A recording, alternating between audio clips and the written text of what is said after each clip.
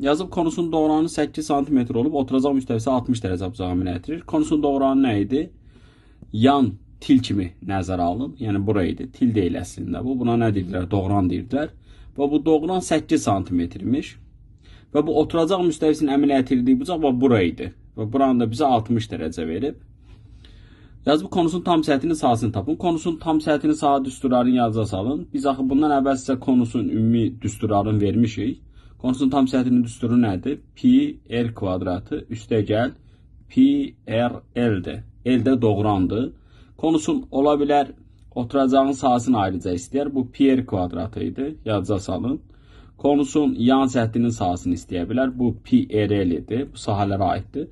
Bir də konusun ox kəsiyinin sahəsini istəyər. Bu da RH idi. İndi hər birini lazım olsa isbatlar ilə də sizə verəcəm. Yəni bundan əvvəl sizə dərslər göndərilib. Deməli burada biz bir düz bucaqlı üç bucaq qururuq. Bura 30 dərəcə olur. Oturacağın əmələ gətirdiyi bucaq bura idi. Gördünüz. 30-un qarşısındakı hipotenuzun yarısıdır. Sual bitdi. Çünki radiusu nə qədər oldu? 4 idi. Elde nə qədər idi? 8 idi. İndi konusun tam səthinin sahəsini istəyir. Yəni bu düsturu biz hesablayacağıq. Onda S-dan bərabərdir olur pi r kvadrat. Yəni 16 pi üstəgəl 32 pi. Bu da edir 48 pi. Birinci sual belə.